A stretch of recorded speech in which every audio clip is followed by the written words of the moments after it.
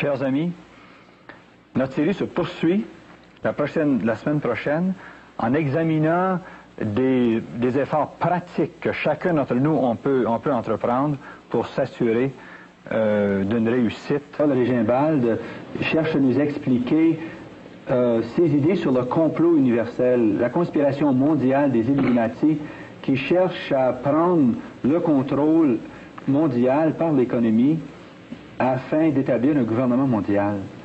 Dans une première émission, nous en avons examiné certains aspects. Dans cette émission-ci, nous désirons examiner le complot dans sa dimension universelle, dans sa dimension mondiale. Bonjour Père Jean-Paul et bienvenue encore cette semaine à cette émission. Bonsoir Henri, salut bien à tous les auditeurs. Père Jean-Paul, si on prend cette première charte, oui, pourriez-vous nous expliquer l'organisation et ce que cette charte représente? Oui, pour bien comprendre le complot dans son caractère universel et mondial, il faut bien comprendre que il y a une structure interne qui regroupe, par exemple, pour l'Amérique du Nord et les régions qui sont atteintes par la Commission trilatérale, tout repose sur le CFR. Et il faut bien distinguer ici une chose, il ne s'agit pas du Foreign Relations Committee, qui relève du président des États-Unis, mais il s'agit du Council on Foreign Relations, qui est complètement indépendant et qui est complètement occulte. Et si on veut des explications plus complètes sur la nature du CFR, voici 2 volumes d'une extrême importance, The Invisible Government, de Dan Smoot, parce que c'est le caractère occulte du CFR qui a permis la mise en marche d'abord d'une base économique très solide pour ce qui est de l'Empire Rockefeller, la Chase Manhattan Bank, la First National City Bank de New York, l'International Basic Economic Corporation, la Chemical Bank, Bank of America et Citicorp. Un point que le public ne sait pas en général, c'est que quand on parle de la Banque d'Amérique ou de la Banque du Canada ou de la Banque de France ou de la Banque de Belgique, ces banques-là sont des propriétés privées. Elles ne sont pas sous la coupe du gouvernement et sous l'autorité du président ou du roi de ce pays-là. On croit par exemple que la Banque du Canada relève du gouvernement canadien. Il n'en est rien. Elle appartient à l'Association des banquiers du Canada. Les banques Chase Manhattan, First National City Bank, Chemical Bank, Bank of America sont la propriété de l'Empire Rockefeller. Le CFR vient coordonner les activités des Illuminati dans les 3 Amériques et dans les régions affectées par le rayonnement de ces banques.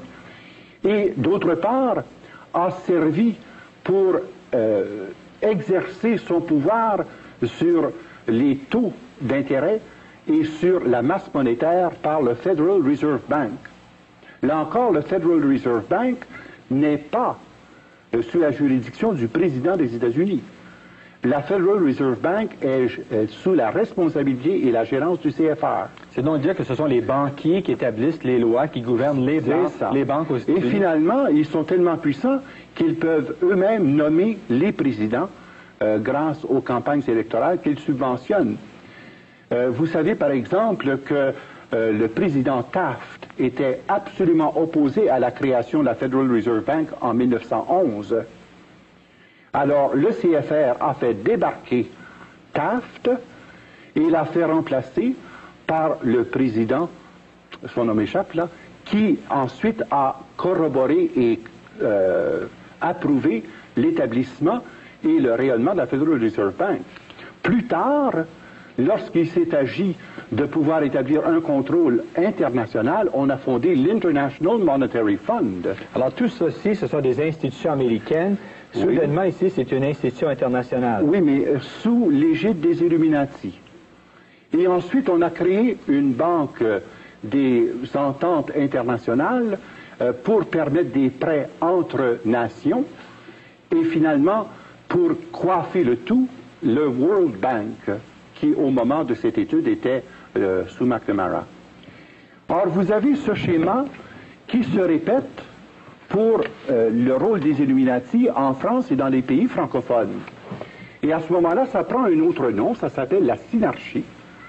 Mais la synarchie n'est que l'expression concrète du rôle des Illuminati en France, qui s'appuie sur l'empire monétaire des Rothschild et qui trouve ses champs d'exercice par les ressources de Lazare Frères, Paribas, Banque nationale de Paris, Banque du Luxembourg, Banque suisse, Banque ottomane, Banque de Belgique. Est-ce que les gens qui demeurent en Europe connaissent le terme synarchie? Oui, c'est un terme qui revient assez souvent parce que la synarchie est, je dirais, très étroitement reliée au Grand Orient de France et on connaît aussi l'influence énorme des Rothschild parce qu'ils ont une action prépondérante dans tout le domaine de l'industrie de base et dans tout le domaine financier, tant sur le plan bancaire que sur le plan des trusts et des prêts. Connaissez-vous le sens étymologique du mot synarchie? Oui, c'est un groupe arcais qui dirige de façon harmonieuse pour réaliser le plan du gouvernement mondial.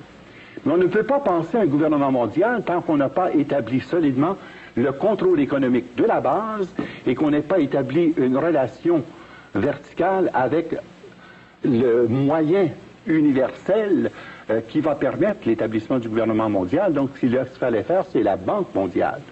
Et ça existe déjà. Ce ne sont pas des projets à venir. Toutes ces institutions-là existent et le sont par et à travers la puissance de la synarchie. Alors, la synarchie est l'équivalent pour l'ensemble de l'Europe et de la France et les pays francophones où ces organismes existent, comme par exemple le Luxembourg, les Pays-Bas, la Belgique, la Suisse, et finalement a son expression internationale par le truchement de la Banque de France, du Fonds international de la monnaie, Banque des règlements internationaux. Alors, si on passe maintenant au troisième groupe, qui concerne l'action des Illuminati dans le Commonwealth, il faut parler à ce moment-là de Round Table. Mais c'est toujours la même chose. Ça porte des noms différents, mais ça correspond aux mêmes réalités. Et l'auteur qui a analysé le plus sérieusement tout le fonctionnement du Round Table, eh bien, c'est le professeur Carroll Quigley dans The Anglo-American Establishment. C'est une étude majeure par un professeur d'université qui ne se gêne pas pour nous montrer d'abord l'ampleur et le rayonnement de cette action, tant sur le plan économique, politique, religieux et sociologique du Round Table.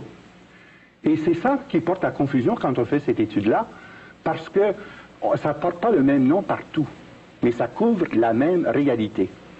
C'est encore un Rothschild qui est le maître d'œuvre par le truchement de la Banque d'Angleterre, mais c'est toujours la puissance du Rothschild d'origine anglaise, oui, qui est devenu l'équivalent du baron Rothschild en France, et alors qui a le contrôle de Lloyds Bank, Bank of Australia et Bank of Canada, puis South America. Vous dites que les Rothschild ont un certain contrôle sur la Banque du Canada? Pas seulement un certain. Ils ont la propriété d'eux. Et c'est ça qui est inquiétant parce que, on pourra le voir dans les explications qui viendront, que finalement, ce sont eux qui établissent de façon pratiquement unilatérale et les taux d'intérêt et la fluctuation des prêts et des capacités d'emprunt et qui peuvent paralyser un pays ou monter